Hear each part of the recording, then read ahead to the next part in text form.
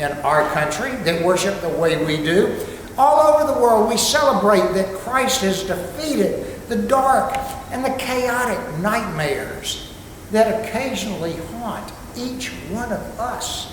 And it often seems that our lives sometimes are just one dark tunnel following right after the other. So we celebrate this morning, and all through Epiphany, and really we ought to be celebrating every day of the year, that light bursting through that tunnel. But you know what that light is? It's gone now. The creche is gone. But remember it. That light is that baby that was in that manger. That light is the guiding star of hope that we sang about that led those wise men to the manger. That light is a Messiah on that cross. That light is a folded shroud over an empty tomb. That light is the glory of God in the flesh, Emmanuel, among us. In the text, Isaiah says, "The glory of the Lord has risen upon you." And he goes on to say that although darkness may seem to cover the earth, God promises the Lord will arise upon you and his glory will appear over you.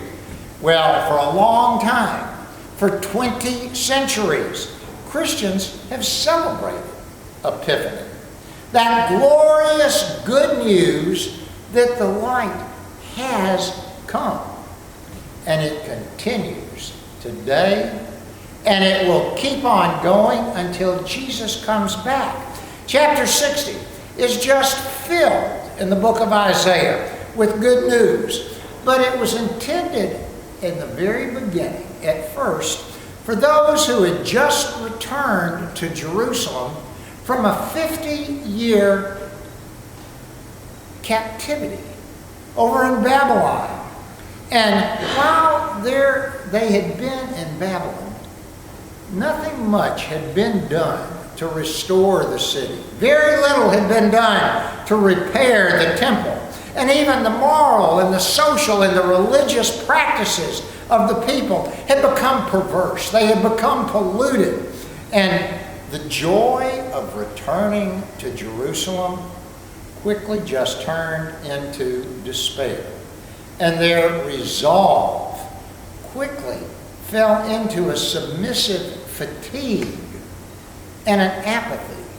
And I can just hear, just like in our society today, we have certain buzzwords. And I can hear their buzzword as they fell into this feeling of despair and disappointment.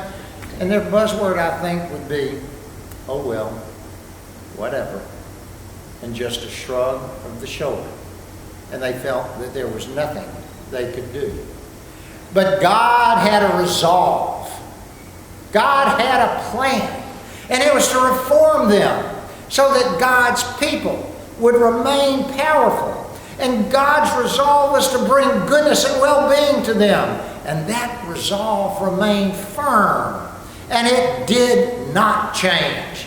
And through this humdrum, ragtag band of returning refugees, God would make light shine like a glorious beacon. And that light would gather the nations of the world, so that they too could experience God's glory. Through them, through the people of Israel, God's loving purpose would become a visible, a tangible, you could touch it, reality. That dimly burning, almost gone out wick would become a brilliant star in the heavens, calling the nations, calling them to experience God's love and God's glory. Earlier in Isaiah describes the worsening and the leaderless situation of the people of Israel. He says, "There is no one to guide her among all the children she has borne. There is no one to take her by the hand among all the children she has brought up." Indeed, that's true. Indeed, their light the people of Israel's light, had become nothing but an almost dead, cold ember there in that fire pit of life.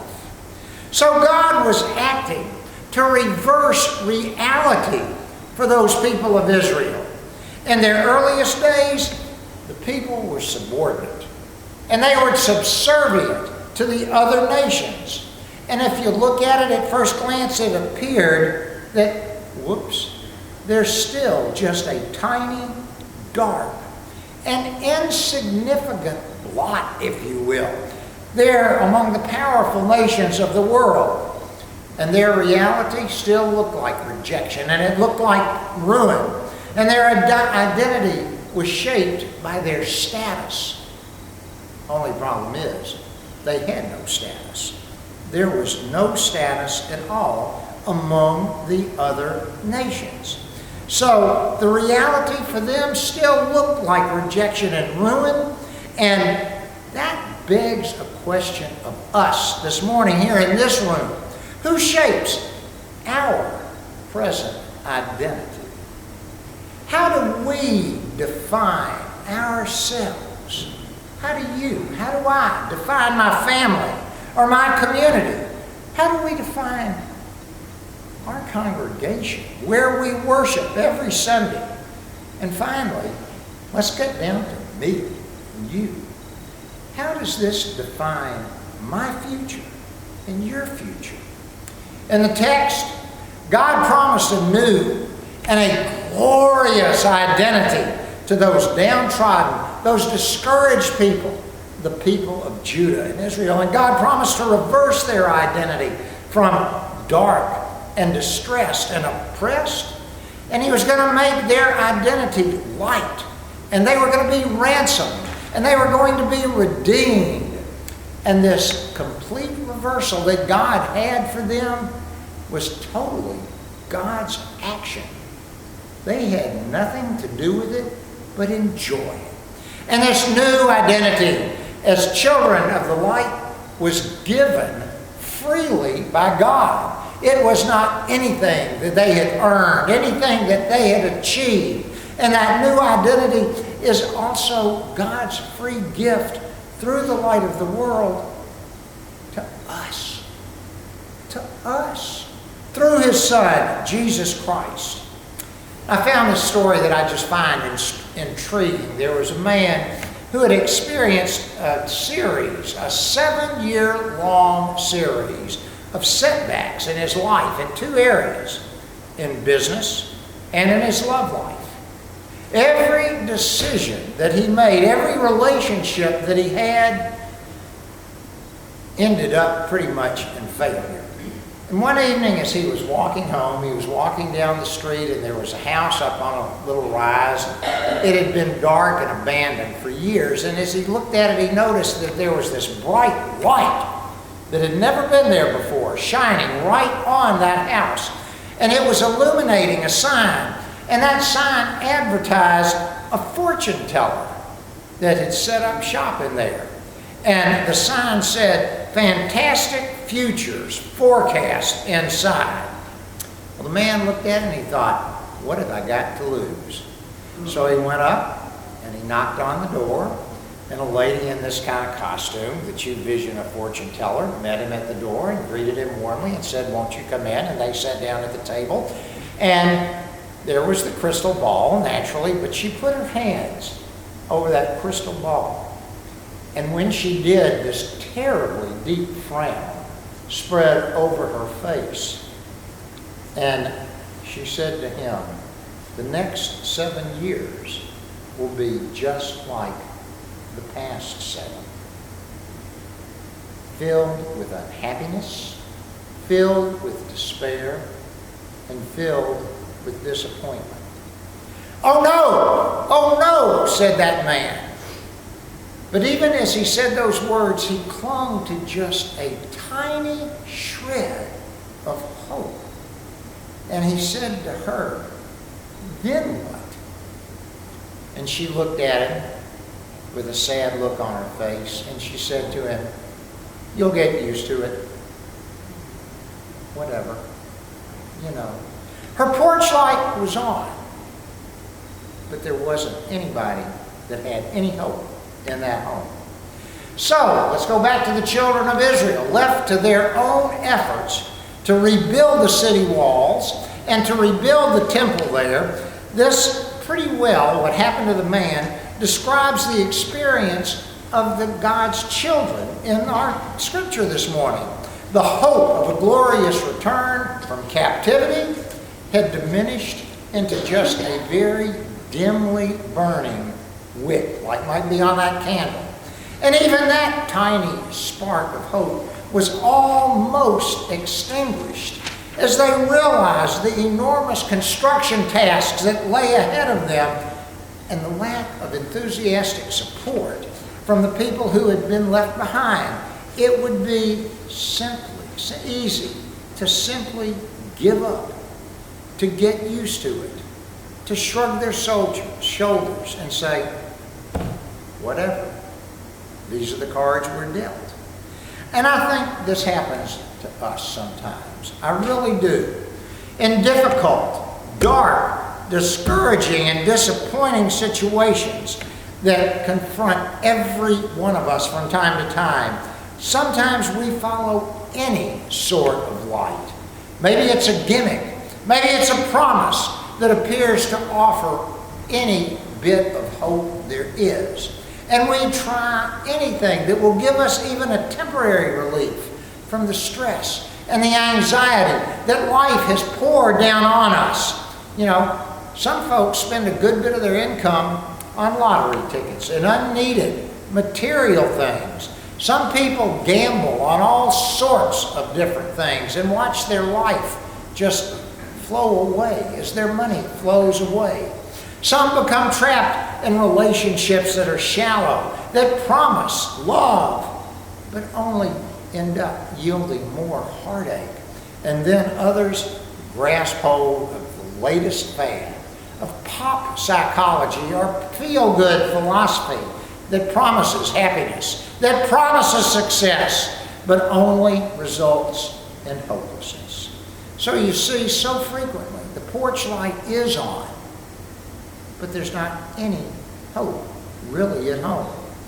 Isaiah's message this morning, God's epiphany message, if you will, to all us of God's children, shines so brightly today. The good news is that God's true light, that light of everlasting hope, has already come right into our midst. The light of Christ has done what? It has arisen. It has arisen upon us, and the glory of the Lord has appeared to us and shines upon us this very day, this third Sunday after the Epiphany. This is the light that led those wise men to the Bethlehem manger. This is the light that inspired them to bring gifts of gold and frankincense, God's infant Son. This is the light that the Scripture says proclaims the praise of the Lord to all the world, to you and to me. This is the light that shines from the cross, and yet at the same time glows from the empty tomb. So here we are, 2021. What is it we do to overcome the darkness that is descending on our world today? Well, folks, I really think that that is the wrong question. I really do. I think the right question is this. The Epiphany question is, what has God already done? What is He doing now? And what is it He has promised to us to overcome those dark times, that darkness that Isaiah said would cover the earth? And the answer, God's Epiphany answer, is, hear His words. Here is Jesus, my Son, my very self, my forever and promised light of love. So what does all of this mean to us sitting here this morning? You know, He says, you shall see and be radiant. Your heart shall thrill and rejoice. What it means is that in And through God's epiphany light shining above and within you, Isaiah says, nations shall come to your light, and kings to the brightness of